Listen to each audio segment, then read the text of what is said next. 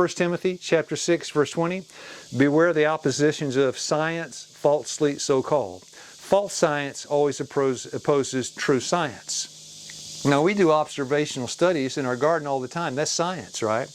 We've got 4 rows of tomatoes. And if this row gets some kind of tomato blight, if this one produces smaller tomatoes, but this row over here, the blight doesn't bother it. It seems to do very well in dry conditions. The tomatoes are huge. That's an observational study. By observation, we see this Amish paste tomato is doing a lot better than that other tomato. That's science working in the garden. We've got fruit trees. In a moment, we'll go up and look at the fruit tree. Some fruit trees are susceptible to something called cedar rust, and some aren't. And we've got a Jonathan apple tree up there that has cedar rust on it. But yet other trees don't have a bit. So if we're looking for trees to grow up here, that scientific observation will help us to know which trees to choose. I'm just saying science is good, but it needs to be used in a common sense, practical way. All right, we're headed up the garden. I'm going to make a scientific observation regarding cedar rust. And here's the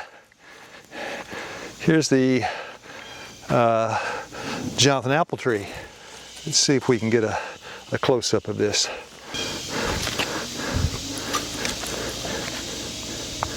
Now that's cedar rust.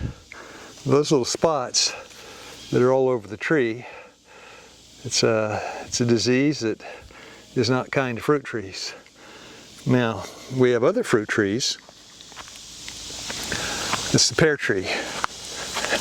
Notice the pear tree, if you look at the leaves, they don't have any cedar rust at all. It's much more resistant to cedar rust. The lesson this morning is science is good. We use science every day.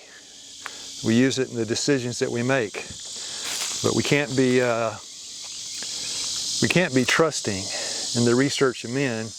We've got to take it and look at it ourselves. Remember Psalms 34:8, taste and see that the Lord is good.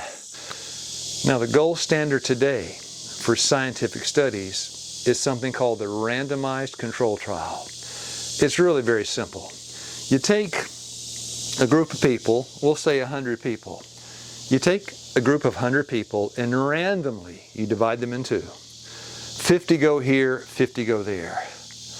Now, the bias is mitigated. You know, the bias is reduced because you don't choose who's in which group. You randomly select half for this group and half for that group. And then the control part, the randomized control trial. You have 2 groups, the control group, which is the one that does not receive any change or intervention. And you have the intervention group. And our example, let's say you want to see if antidepressants really work. So the control group, you'll give a placebo, right? A placebo is something they think is an antidepressant, but they don't really know. The other group gets the same thing. It gets a pill, they think it may be an antidepressant, they're not sure. But each group, they get the same medication, it has the same appearance, but one is a placebo, one is not. Even the researchers themselves, they're blinded. They don't know which group is getting what. They don't know which is the placebo. So they give each group the the control group gets the placebo. The intervention group gets the medication, SSRI, selective serotonin reuptake inhibitor, antidepressant. And then they look at the results. And if the results are the same for each group, that might lead you to think, well, there's really no difference between the 2. Now, I'd like to show you a study that's even a little more detailed than that. It was a study on the antidepressant Zoloft. It was given to 3 groups of people. They randomized into 3 groups, and then one got the Zoloft, one got the exercise, and one got both.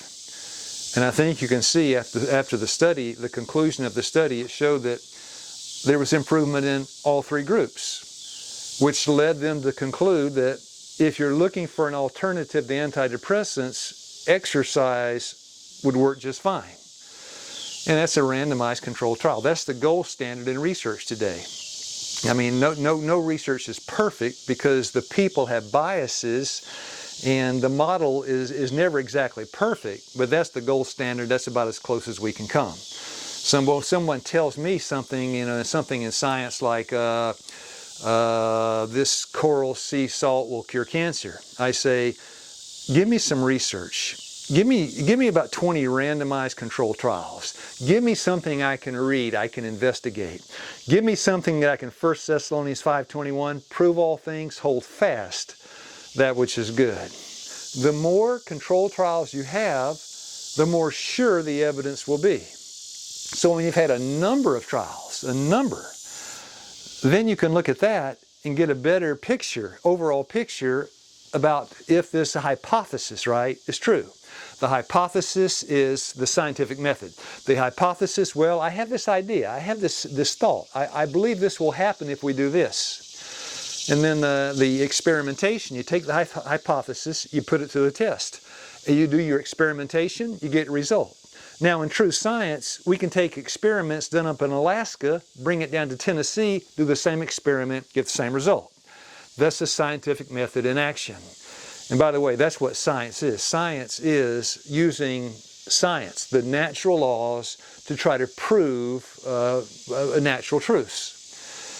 And that's what it's all about. Now, one more, the meta-analysis. Researchers will come along, they'll see all these randomized controlled trials, maybe 30, 40 trials. They'll take all of them and they'll examine the data in all of them. And as they look at a broad range of results in these randomized controlled trials, they'll draw some conclusions, which are based on more studies, more data, a broader base of information. And so a meta-analysis, an accurate, a scientific, carefully well done meta-analysis will give you even a broader picture. But friends, you got to check the facts. You can't let somebody else do your science. You've got to read, you've got to study. You have to, 2 Timothy 2:15, study to show thyself approved. So I'm all for science. But science needs to be carefully approached, and it will render some good results. Because to me, the Word of God is our filter for the science. True science always embraces and harmonizes with the truth.